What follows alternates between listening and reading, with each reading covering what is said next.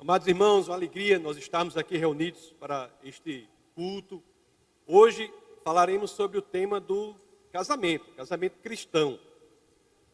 Casamento é uma das facetas mais importantes da vida cristã, né? O sustentáculo da família, que tem sido tão atacada aí nos últimos dias. Nós temos que estabelecer como é que nós vamos nos estruturar no casamento de índole cristã para que estejamos firmes para resistir aos ataques. Você que é casado vai colocar isso em prática, né? Aqueles que não são vão aprender como fazê-lo, se assim vierem a casar, e os que não querem casar vão saber as orientações das Escrituras a que possa aconselhar, não de acordo com o que um ou outro acha, mas de acordo com o que as Escrituras dizem. O fato é que a Bíblia nos traz importantes lições sobre o casamento, muito importantes lições.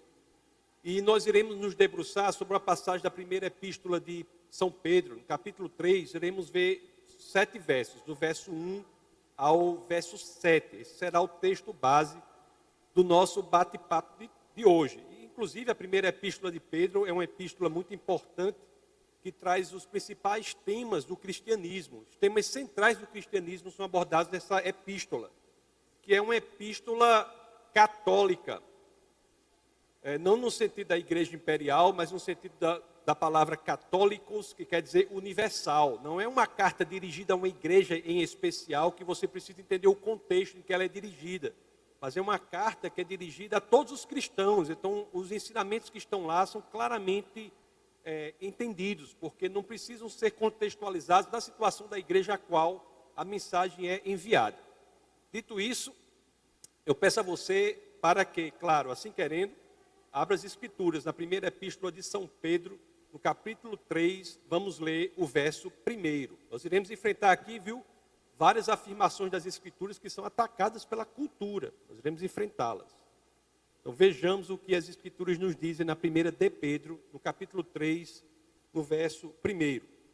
Vou dizer uma coisa aqui, abrir parênteses só para dizer uma coisa. Muita gente sabe isso, quase todos sabem, mas a forma correta de dizer, no caso aqui, primeira de Pedro, porque foi escrita por Pedro. Mas no caso de Timóteo, não foi Timóteo que escreveu, foi Paulo. Primeira a Timóteo. Porque a carta foi escrita a Timóteo. No caso aqui, primeira de Pedro, porque Pedro que escreveu. Só a nomenclatura correta, para que nós possamos falar sempre assim. Então, as cartas são escritas por Pedro, João. Primeira de João, porque foi João que escreveu. Não é? Coríntios, primeira aos Coríntios, porque foi escrita por Paulo aos Coríntios. Então, você usa a preposição adequada. Então, vamos lá. Na primeira de Pedro, no capítulo 3, no verso 1, assim diz as Escrituras. Do mesmo modo, mulheres, sujeite-se cada um ao seu marido, a fim de que, se ele não obedece à palavra, seja ganho sem palavras pelo procedimento de sua mulher. Esse verso aí, meus queridos, que diz que a mulher deve se sujeitar ao marido, é um dos versos mais atacados pela cultura contemporânea. E, de fato, as pessoas são livres, né, para serem cristãs ou não.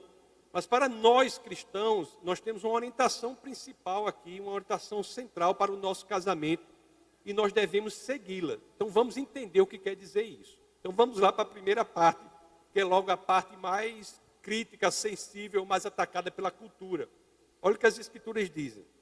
Do mesmo modo, mulheres, sujeite-se cada uma ao seu marido. É claro que o cerne, o elemento central, né, o ponto central, nevrálgico aqui, o epicentro do problema aqui é entender o que é esse conceito de submissão, de sujeição que é empregado nas Escrituras. Quando diz que a mulher deve se sujeitar ao marido, o que é isso? O que é sujeitar ao marido? O que é que a Bíblia quer dizer por esse conceito de submissão? Será que isso quer dizer que o homem é superior à mulher? É isso que quer dizer? Dizer que a mulher deve se sujeitar ao marido na relação do casamento cristão é dizer que a mulher é inferior ao homem, ou o homem é superior à mulher? Bom, vejamos. No livro de Gênesis, no capítulo 1, no verso 27, um verso muito conhecido, as Escrituras dizem assim: criou Deus o homem à sua imagem, a imagem de Deus o criou, homem e mulher os criou. Então nós já temos aqui uma orientação, uma uma premissa na Bíblia que parece nos indicar que não há uma relação de importância diferente entre um e o outro. Todos, homens e mulheres, são criados à imagem do Senhor. Deus os criou ambos à sua imagem. Aliás, em uma carta, uma passagem muito corajosa das Escrituras, na carta aos Gálatas, no capítulo 3, no verso 27, as Escrituras dizem assim, ó: não há judeu nem grego, escravo nem livre, homem nem mulher, pois todos são um em Cristo Jesus. Todos são um em Cristo Jesus. Em outras palavras, as Escrituras nos dizem o quê? Que uma sociedade como aquela, que era extremamente machista, né? E você sabe que o povo detentor da moralidade, que era o povo judeu, é um povo em que a condição da mulher não era boa. Até hoje ainda não é.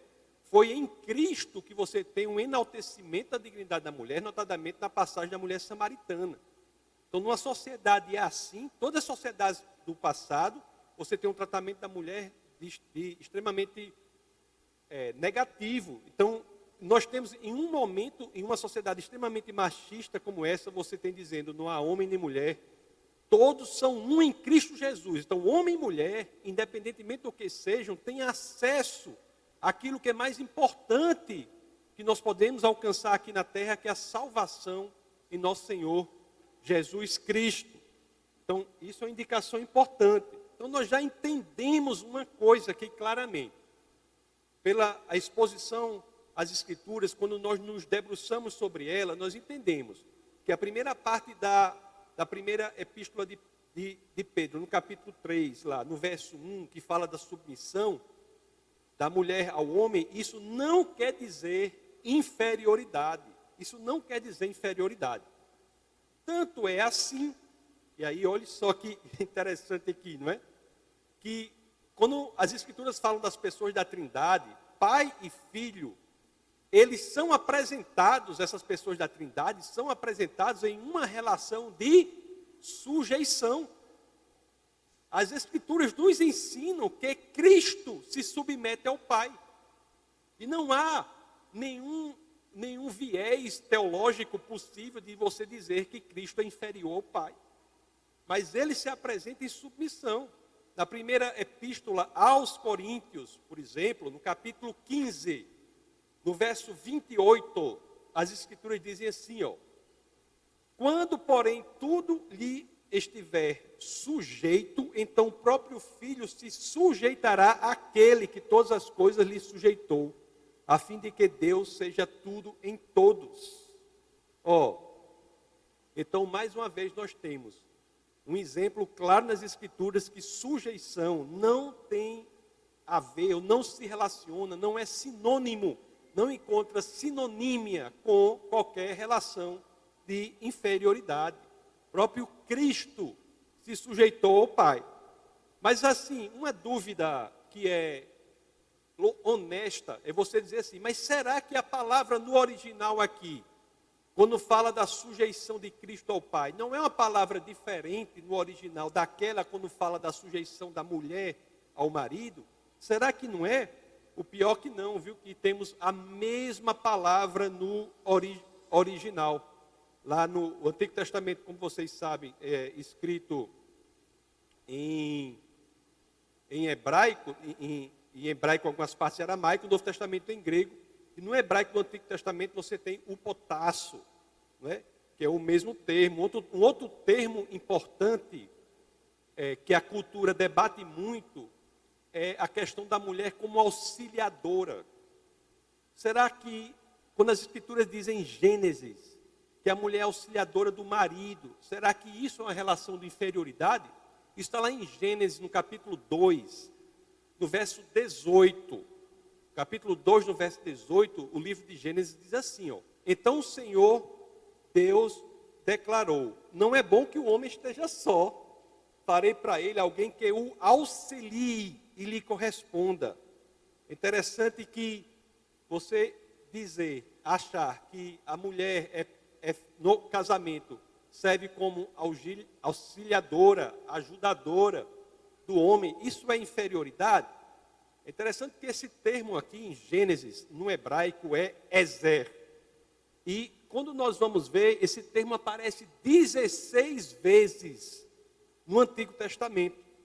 16 vezes esse termo, que quer dizer auxiliadora ou auxiliador, ezer, em hebraico, aparece 16 vezes no Antigo Testamento, né?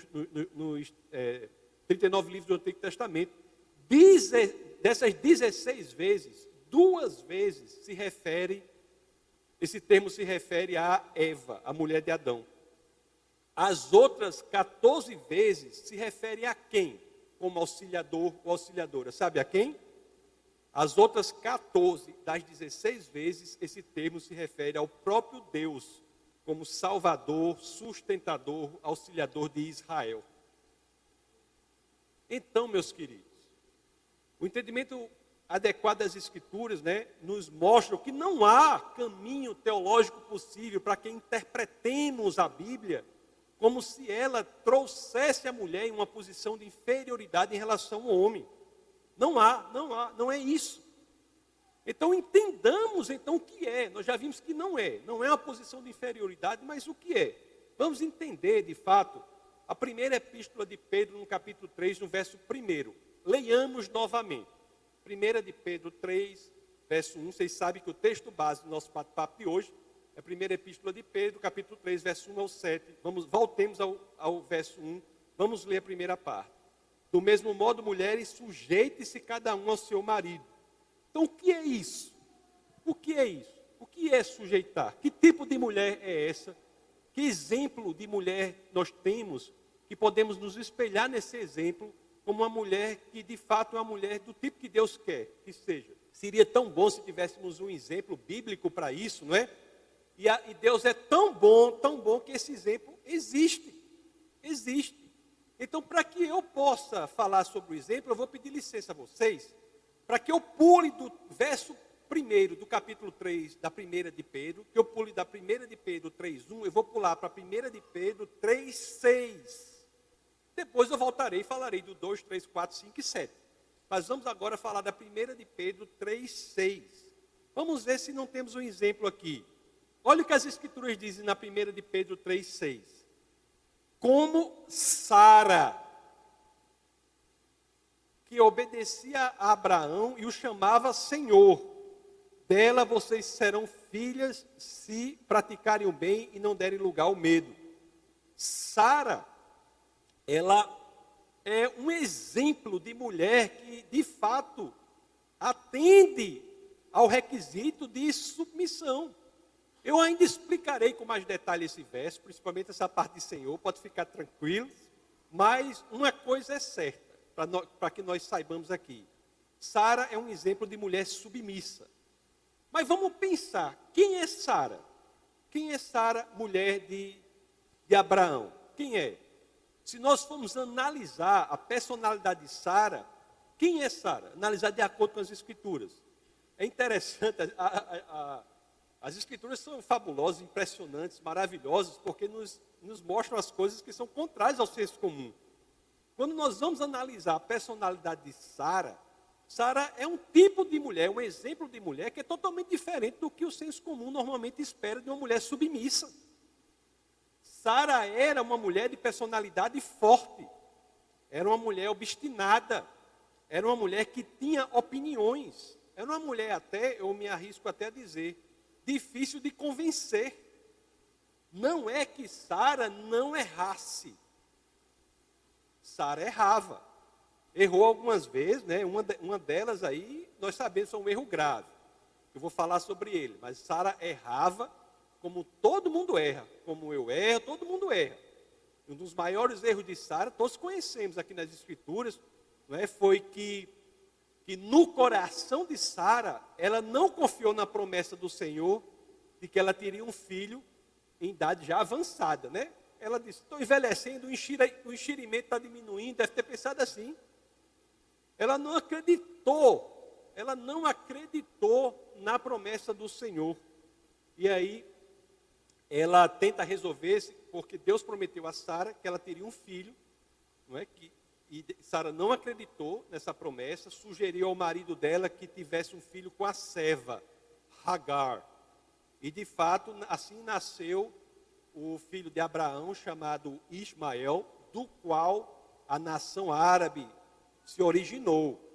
Mas como Deus ele é fiel, a promessa que havia sido feita a Sara foi cumprida, e Sara, depois do nascimento de Ismael, teve um filho chamado filho da promessa, que é Isaque, do qual veio o povo judeu e a linhagem do nosso Salvador Jesus Cristo, né, onde tem o cumprimento da promessa feita a Abraão, que por meio da descendência dele, todas as nações do mundo seriam abençoadas. Mas Sara errou em não acreditar na promessa do Senhor e tentou dar o jeito dela lá. Ela errou. Então, quer dizer, o exemplo de mulher que as Escrituras nos dão na primeira de Pedro, capítulo 3, verso 6, não é um exemplo de uma pessoa que não erra. Não, ela errou. Todos nós sabemos. Mas não é isso. Mas é um exemplo de alguém que busca acertar. Aliás, algum tempo depois disso, Sara toma uma decisão contrária à vontade de Abraão, que é a decisão de dizer que a escrava, né, que teve o filho, e que ela e Ismael deveriam levar a vida em outro lugar. Contrária à vontade de Abraão, ela decide isso. Lá em Gênesis, vamos ler o capítulo 21, do verso 11 ao 13. Olhe só como isso perturbou Abraão. Olha o que as Escrituras nos dizem em Gênesis 21, 11 ao 13. Isso perturbou demais Abraão, pois envolvia um filho seu. Mas Deus lhe disse: não se perturbe por causa do menino e da escrava. Atenda a tudo que Sara lhe pedir, porque será por meio de Isaque que a sua descendência há de ser considerada. Mas também do filho da escrava farei um povo, pois ele é seu descendente. Bom, o que é interessante aqui é que Sara que errou, mas depois teve uma decisão que Abraão não concordava, mas Deus confirma a Abraão que Sara estava correta. Então assim, Sara foi, nesse momento, a voz de Deus na vida de Abraão. Na vida de Abraão.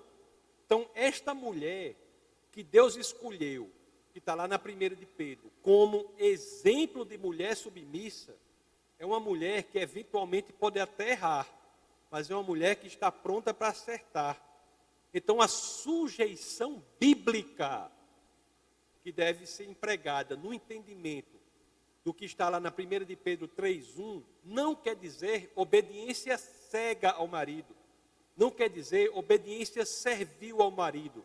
Até porque você não espere, você marido cristão, não espere que a sua esposa cristã vá incentivá-lo a caminhar ou ir ou ingressar num caminho errado. A mulher genuinamente cristã é aquela que deve orientar o marido. Se ele estiver no caminho que não é o caminho do Senhor, a mulher tem que dizer para o marido: esse caminho não é o caminho do Senhor.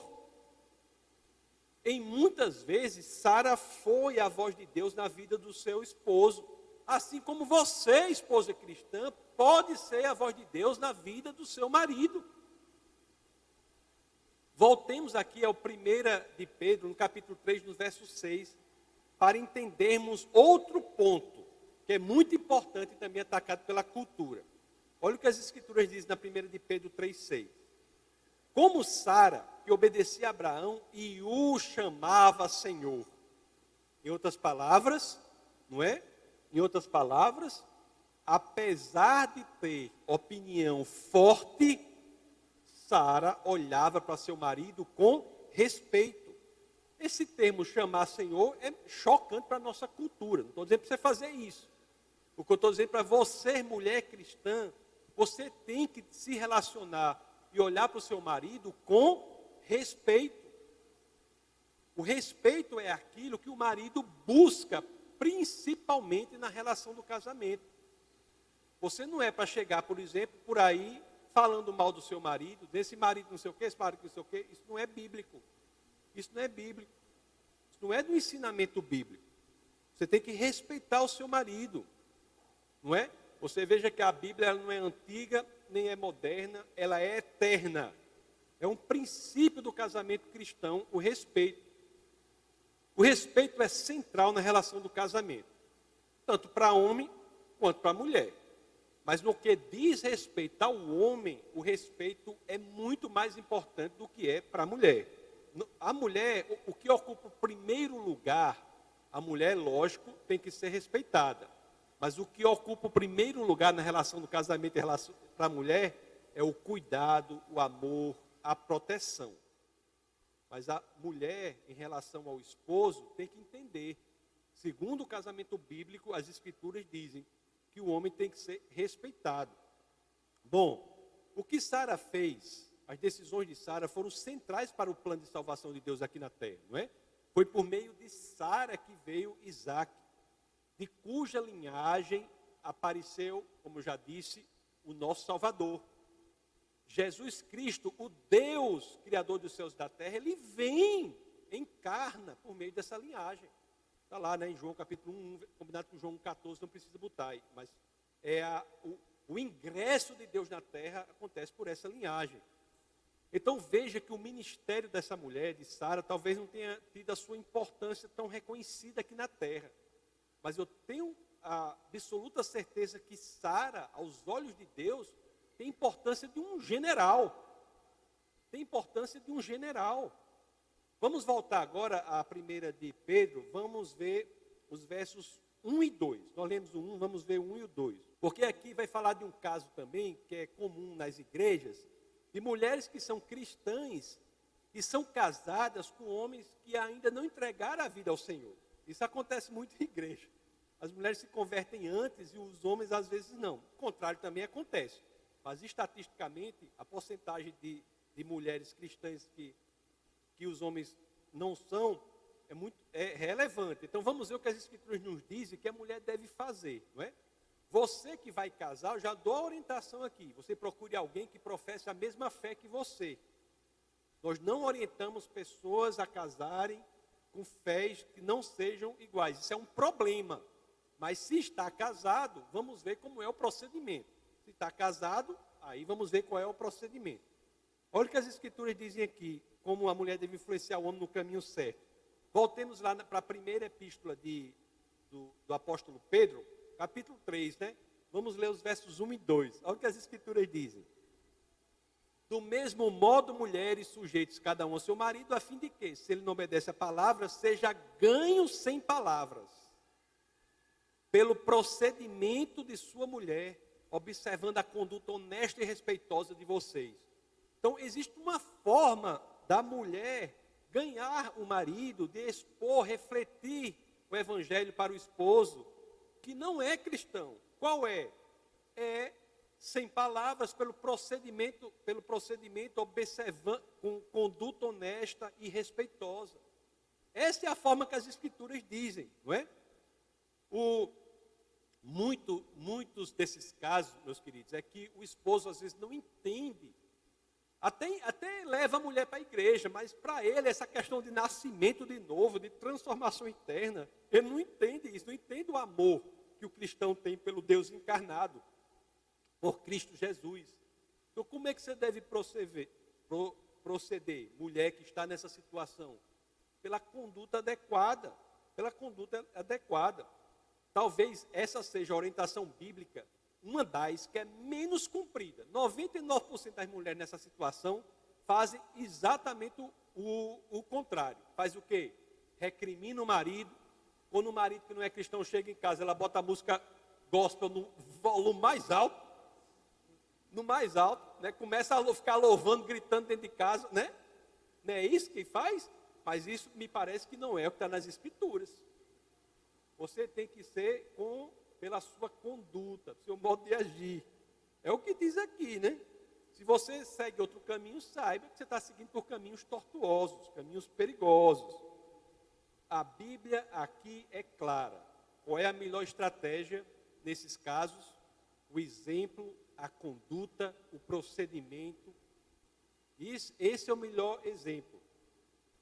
Sabe por quê, pessoal? Porque existe um entendimento errado, que no casamento, você diz assim, eu vou agir de uma forma, porque meu marido tem que agir daquela forma. Em outras palavras, você acha que você age para que o marido haja de outra forma. Não, mesmo no casamento cristão, nós devemos agir em primeiro lugar para o Senhor. Falando num termo mais jurídico, né?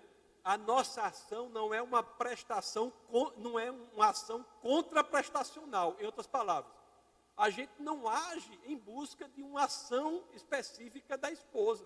A gente age para o Senhor. O homem deve seguir as orientações da Escritura, assim como as mulheres devem seguir as orientações das Escrituras, independentemente do que o outro cônjuge faça. A sua obrigação não depende do que o outro faz. Isso é muito importante.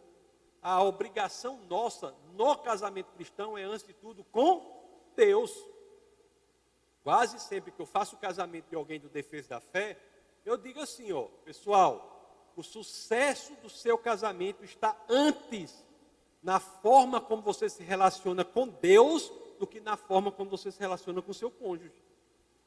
Se você no casamento buscar um relacionamento com o Senhor, uma consequência disso é o relacionamento bíblico cristão de sucesso no casamento. Então isso é muito importante. Isso é muito importante. O exemplo conta mais do que palavras. Bom, vamos ver aqui o seguinte. A carta de Pedro, agora vamos ler os versos 3 e 4. A primeira de Pedro, no capítulo 3. Vamos ler os versos 3 e 4. Que isso aqui também faz menção a uma coisa libertadora para a mulher, que a cultura lê e entende exatamente o contrário. Veja só como é curioso isso. Olhe só como a cultura deturpa a libertação que está na palavra do Senhor. Olha o que diz aqui os versos 3 e 4 da 1 de Pedro 3. 1 de Pedro 3, 3 e 4. Que é muito atacado pela cultura, viu? Muito atacado pela cultura isso. Olha o que diz aqui. Para mulheres. A beleza de vocês não deve estar nos enfeites exteriores, como cabelos trançados e jóias de ouro ou roupas finas. Ao contrário, esteja no seu interior que não perece. Beleza demonstrada num espírito dócil e tranquilo, o que é de grande valor para Deus. Olha o que diz aí na 1 de Pedro aí, 3 e 4, né? Pois era assim de também costumava adornar-se as santas mulheres do passado, que colocavam sua esperança em Deus, elas se sujeitavam cada um ao seu marido. Pessoal, veja bem, olhe só como é interessante isso. O que as Escrituras estão dizendo aí? Leia novamente, volta aí, irmão, para 1 de Pedro 3, 3. Vamos ler isso aí. Esse texto está dizendo que a mulher não é para usar brinco, não é para cortar o cabelo, fazer trança nos cabelos, vestir roupa bonita. Está dizendo isso?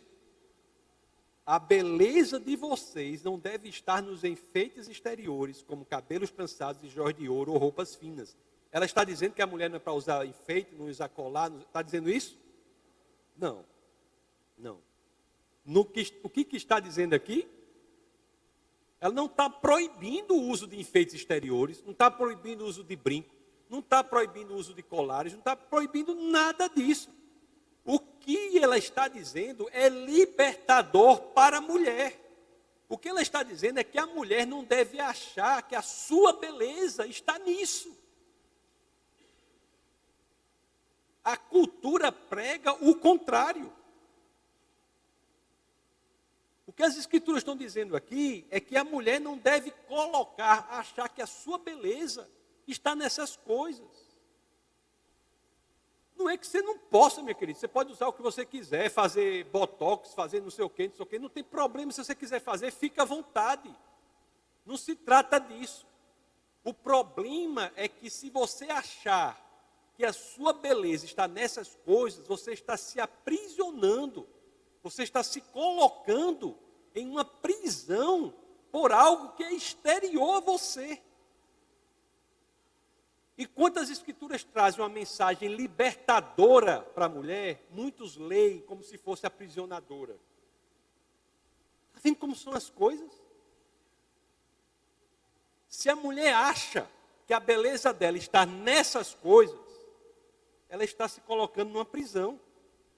E na época que o presidente dos Estados Unidos, eu me lembro dessa passagem, desse evento, na época que o presidente lá dos Estados Unidos era Obama, né? A esposa dele é Michelle, né? Michelle Obama, né? Michelle Obama. Teve uma situação que ela narrou, que ela tinha alguma coisa em frente da Casa Branca lá, alguma coisa estava acontecendo, ela estava na casa dela, aí ela ia sair para ver, não sei se foram uns fogos, alguma coisa, ela ia sair, só que ela não estava arrumada. Aí o serviço lá, secreto lá, proibiu que ela saísse dessa forma. Trancaram a porta. Trancaram a porta. Ó, preste atenção no que eu estou dizendo, viu, mulher? Preste atenção para você não entender errado, viu? Você está elegante, você cuidar de si, tudo isso é muito importante para o seu casamento. Isso irá, sim, atrair a atenção do seu marido. É para você fazer isso. Agora você entenda que o que está aqui nas Escrituras é libertador. As Escrituras estão dizendo que a sua beleza não está nisso. A sua beleza deve estar principalmente em quê? Em um espírito dócil, calmo, gentil, tranquilo. Uma mulher de Deus, ela agradará o coração de Deus da mesma forma que afetará positivamente o seu esposo. Pessoal, pelo amor de Deus, presta atenção. Eu estou dizendo aqui, o pastor está pregando que para as mulheres tudo virar baranga. Estou dizendo isso? Estou dizendo isso? Não, né? Não estou dizendo isso. O que eu estou dizendo é que a sua beleza não pode achar que está nessas coisas. Não pode achar que está nessas coisas. As Escrituras dizem, né, no espírito dócil, calmo. Aí você diz assim, pronto. E agora a mulher vai dizer, agora esculhambou tudo, porque eu tenho uma personalidade forte. Eu sou explosiva. E agora? E agora? Como é que vai ser? É interessante que, olha só, quando as Escrituras dizem que você deve ter um espírito dócil, tranquilo, isso não quer dizer que você deve ser uma pessoa sem ímpeto, uma pessoa sem iniciativa. Isso não quer dizer que você tem que ser uma pessoa fraca. Ela está dizendo, as Escrituras estão dizendo que toda a sua força, você pode ser mais forte do que um tornado, um terremoto, uma bomba atômica, você pode ser a pessoa mais explosiva que for. Mas o que as Escrituras estão dizendo é que tudo isso deve estar sob controle. Você deve cultivar o controle disso. Eu posso até dar um exemplo de alguém nas Escrituras que poderia ter destruído tudo com uma só palavra, mas não fez. Quem foi? Jesus de Nazaré. Jesus é o exemplo da força infinita sob controle. O que as Escrituras dizem é que se você quer cultivar um casamento, se você tiver força e gentileza, você estará imitando Cristo. Então nós lemos, estão entendendo, pessoal? Então nós lemos a 1 de Pedro 3, versos 1, 2, 3, 4, né? Lemos o verso 6, né? Vamos agora, vamos para o 7. Agora, pronto. O 7 fala do homem, ó. O tempo acabou já da pregação, né? E agora? E agora? Fala do homem. Como é aquela frase que eu disse que eita pílula, né? Eita pílula. Agora fala do homem. Não é? Vamos ver o que a 1 de Pedro 3, 7 diz em relação ao homem. Olha o que as Escrituras dizem aqui.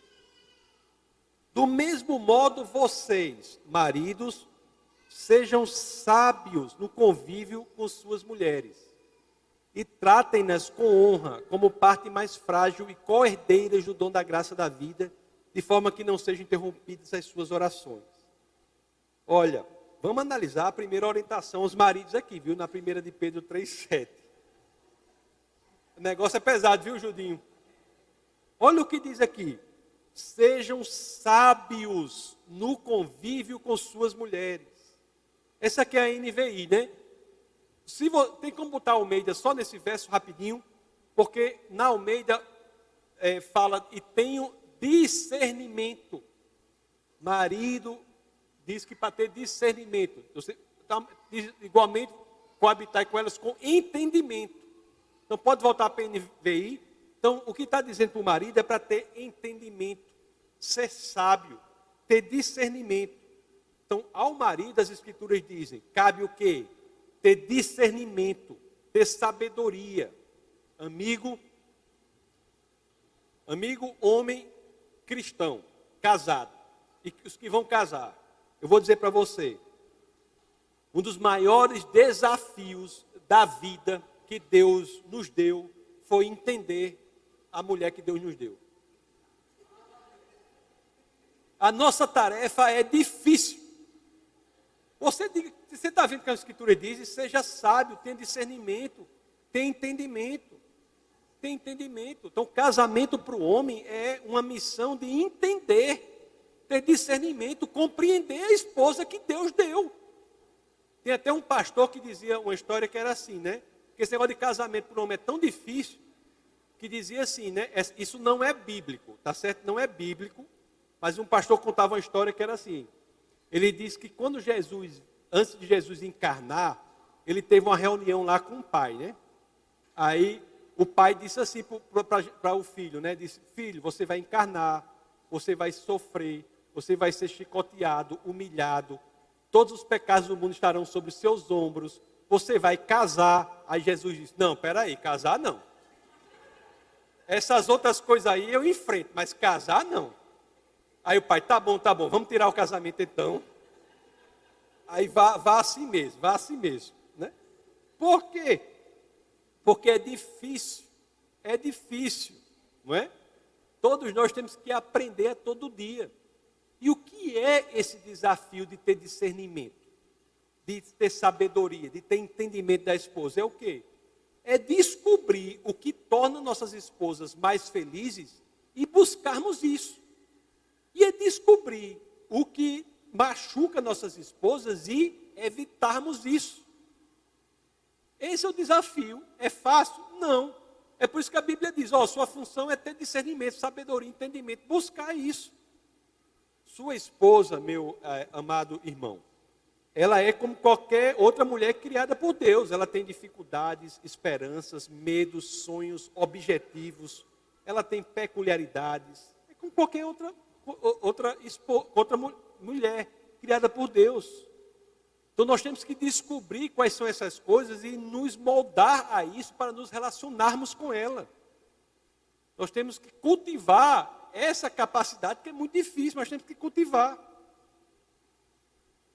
E o pior que nas Escrituras diz assim, para o homem, né? Diz assim, essa é a tarefa. A tarefa é difícil e ela nunca termina. Porque não diz assim, né? Você tem que ter sabedoria e entendimento nos primeiros 5 anos do casamento. Depois está tudo ajustado. Diz isso? Não. É a vida todinha. É parte essencial do ministério do homem casado cristão, é fazer isso. E nunca termina por quê? Porque a sua mulher, meu amado, assim como você, ela evolui, cresce espiritualmente todo dia. Nós estamos em constante melhoramento. Todo dia uma adaptação nova. Agora é interessante a Bíblia que diz assim, né? Embora nós saibamos que as mulheres e todos nós crescemos a cada dia, mas existe um método aqui, uma forma que as Escrituras falam de como devemos tratá-las, que não muda essa forma. Então vamos lá para 1 de Pedro 3,7. Vamos ler novamente para ver a forma, a metodologia de como tratá-la. Olha o que diz as Escrituras. Do mesmo modo, vocês maridos sejam sábios no convívio com suas mulheres. Aí diz agora a forma. E tratem-nas com honra, como parte mais frágil e co-herdeiras do dom da graça da vida. Bom, o que é tratar com honra? O original para honra, não é? Que está também no Antigo Testamento, quando você fala que deve honrar, é dar peso a algo. Tratar com honra é dar peso. Em outras palavras, é colocar a mulher na posição alta, na prioridade da sua vida. A sua esposa para você, marido, tem que estar em altíssima prioridade. Não é mais ou menos não. Altíssima prioridade, você, marido, cristão, sua esposa tem que estar em altíssima prioridade na sua vida. Como é? Pode dar um exemplo disso? Posso. Vamos lá na carta aos Efésios. Dá um exemplo prático da posição. Vamos ver um exemplo prático da posição em que a mulher deve ocupar na sua vida. Vamos lá na carta aos Efésios, no capítulo 5, no verso 25. Olhe só o que as Escrituras dizem. Efésios 5, 25. Marido, amai vossa mulher, como também Cristo amou a igreja e a si mesmo se entregou por ela. Se você tem a sua mulher numa posição bíblica em que ela deve ocupar, você é capaz de morrer por sua esposa, como Cristo morreu pela igreja. Cristo se entregou a si mesmo pela igreja, pelos salvos. Então, a posição que é esperada de nós homens, quando colocamos a mulher na posição que ela deve ocupar, é de nós sermos capazes de morrer por ela. Então, analise aí. Nós devemos ser capazes. Agora, honrar a mulher, meus amados, não é só você ser capaz de morrer por ela, não. Se eu vou morrer por ela, acabou. Não. Você tem também de honrá-la no dia a dia. Porque morrer é só uma vez, né? Você tem que honrar também no dia a dia. Honrar com o seu tempo, não é? Com o seu dinheiro.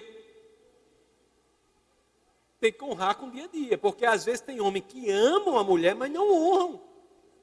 Tem o famoso exemplo, quando eu me converti, na igreja em que eu me converti, tinha um casal, eu sempre falo essa história, um casal que a gente gostava muito dele, o casal já era bem idoso. E ele dizia assim, né? O casal que chegava e dizia assim, não, na realidade, o que eu vou falar aqui é outra situação do casal que chegou.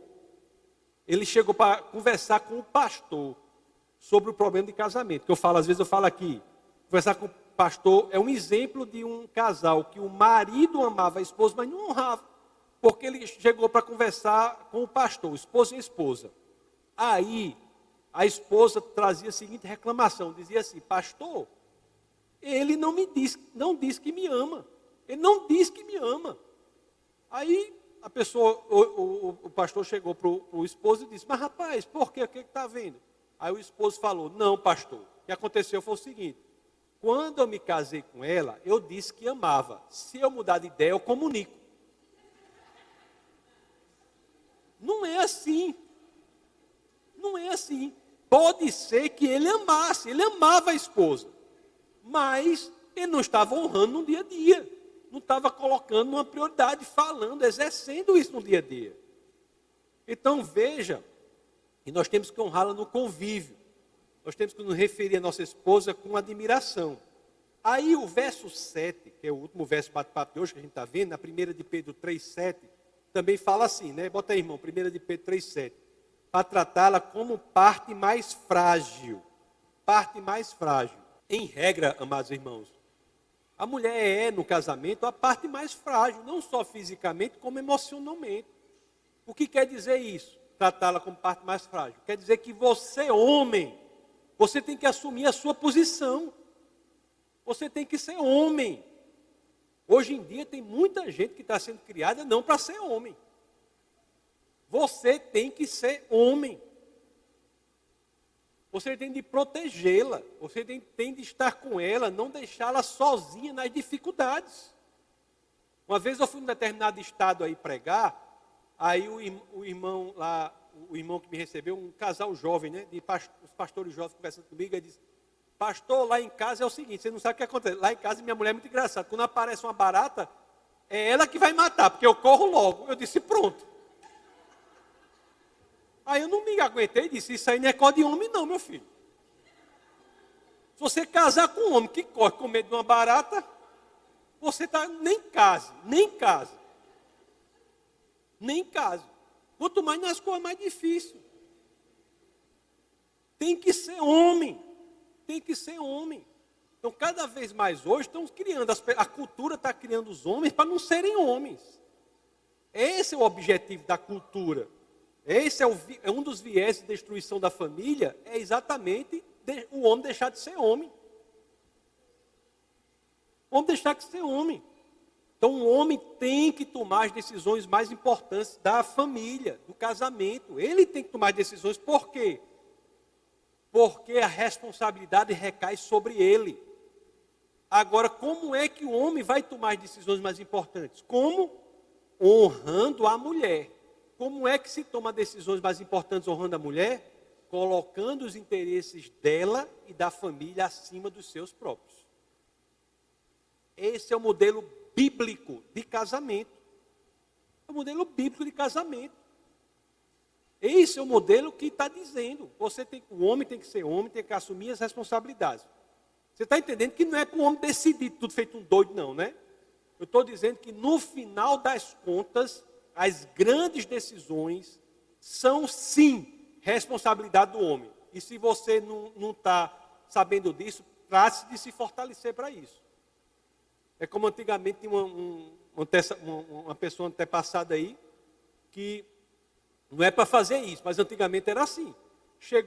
O menino chegou, era bem pequenininho, chegou em casa, era 6 horas da noite, aí o menino chegou para o pai: papai, eu vi uma cobra, não sei onde. Aí o pai perguntou: e cadê? Não matou não? Aí o menino: não. Aí o pai disse: então volte, mate e só venha com a cobra morta. Eu não estou dizendo que é para você fazer isso com o seu filho, não.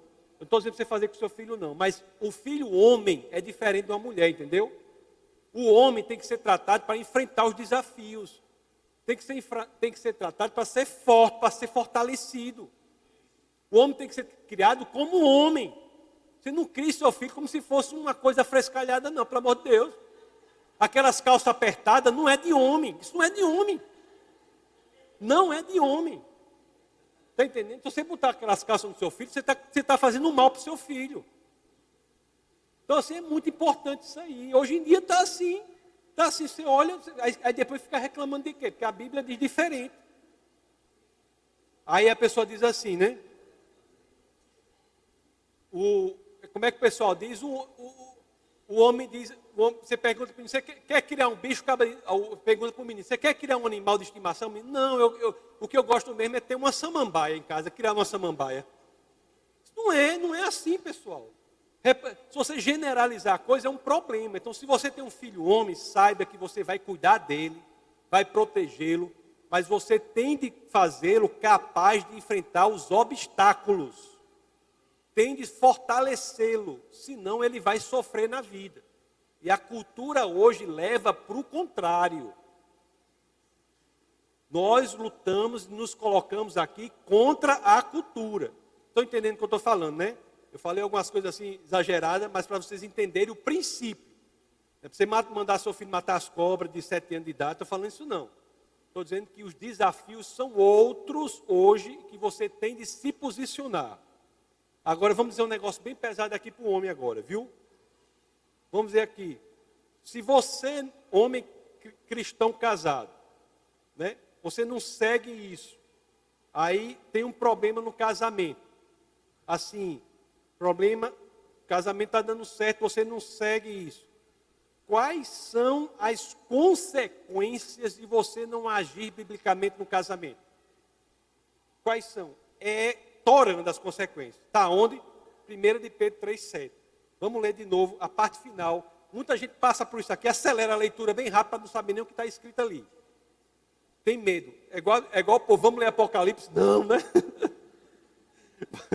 Vamos lá, 1 de Pedro 3,7. Do mesmo modo, vocês, maridos, sejam sábios no convívio com suas mulheres e tratem-nas com honra, como parte mais frágil e co-herdeiras do dom da graça da vida.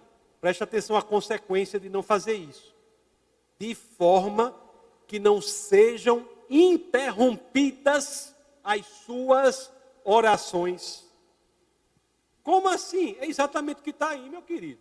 Você, homem, que não trata a sua esposa biblicamente, homem cristão, que no casamento não trata a sua esposa biblicamente, suas orações são interrompidas. Se você não cultiva, não quer dizer que você não possa errar, não. Quer dizer que você tem que buscar o que é certo. Então, no casamento cristão, você tem que cultivar o padrão bíblico. Se não cultiva, por favor, nem venha reclamar comigo se suas orações não estão sendo ouvidas. Eu oro. Você está orando, não está dando certo em nada. Primeiro, pense como é que está o seu casamento. Por quê? Por conta da Bíblia. Aí que eu ia citar agora o exemplo daquele casal de idosos, que era amigo nosso lá na igreja que eu me converti. Que era o seguinte, era Dona Margarida e seu Irineu.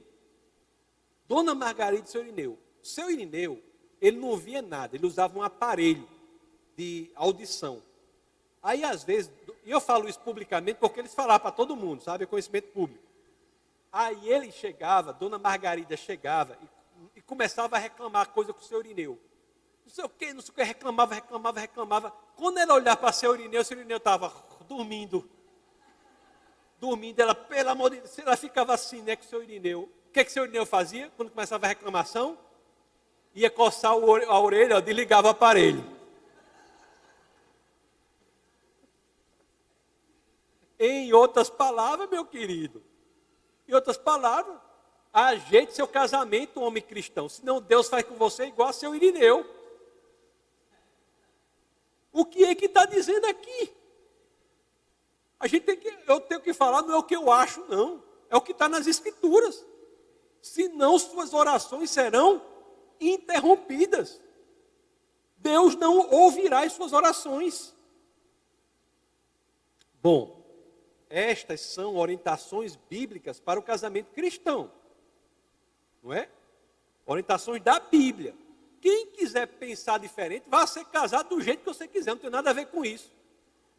Entendeu? Não, daqui a pouco chega uma pessoa e manda uma mensagem para mim na internet. Eu acho que o casamento tem que ser assim. Não vá viver seu casamento do jeito que você quiser, não tem nada a ver com isso. Vá casar com base no catálogo telefônico, no livro, com base no livro que você quiser, não tem nada a ver com isso. O que eu tenho a ver com quem é cristão e quer viver o seu casamento cristão, nós temos um norte, que são as Escrituras. E a 1 de Pedro 3, 1-7, nos dá esse direcionamento. Isso, se você acredita, você é cristão, você acredita que a Bíblia é a palavra de Deus. Vou fazer uma pergunta aqui. Vocês acreditam que a Bíblia é a palavra de Deus mesmo? Pronto. Se você acredita que a Bíblia é a palavra de Deus, não sou eu, né? A Bíblia. Que eu falei aqui, você discordar com o que está nas Escrituras, fique com o que está nas Escrituras. A fonte da verdade são as Escrituras.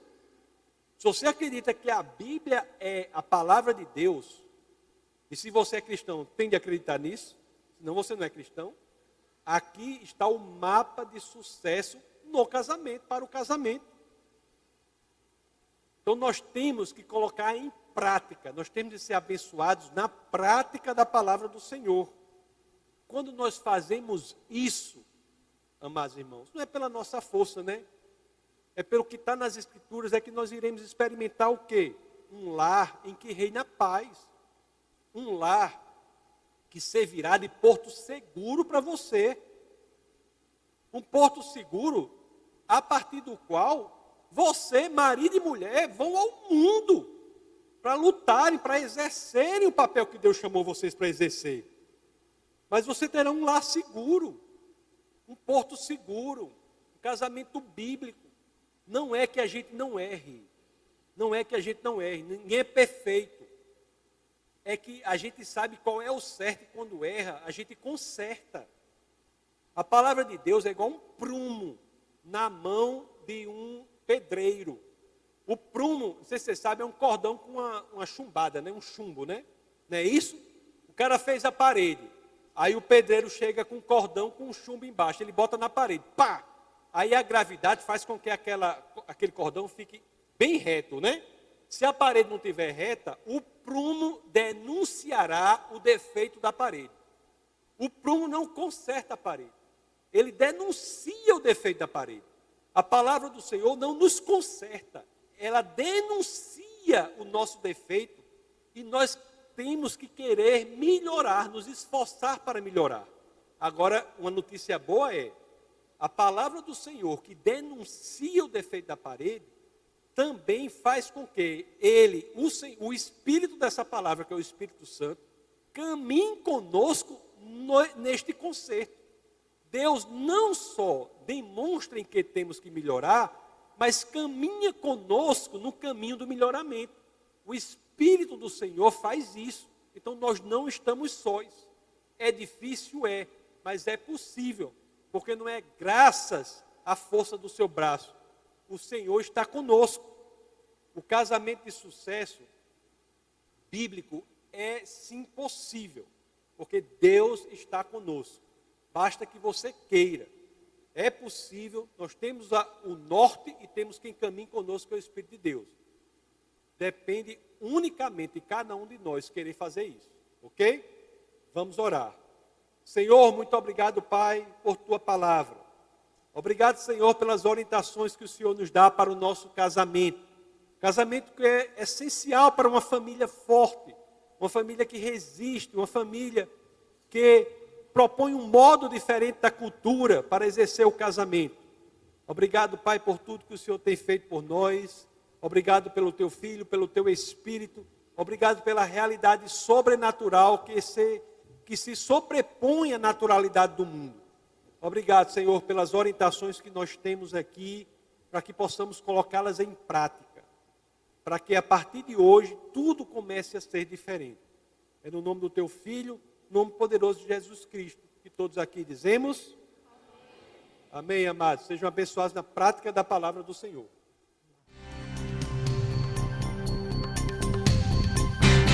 Essa foi uma produção do Ministério Internacional Defesa da Fé, um ministério comprometido em amar as pessoas, abraçar a verdade e glorificar a Deus. Para saber mais sobre o que fazemos, acesse defesadafé.org.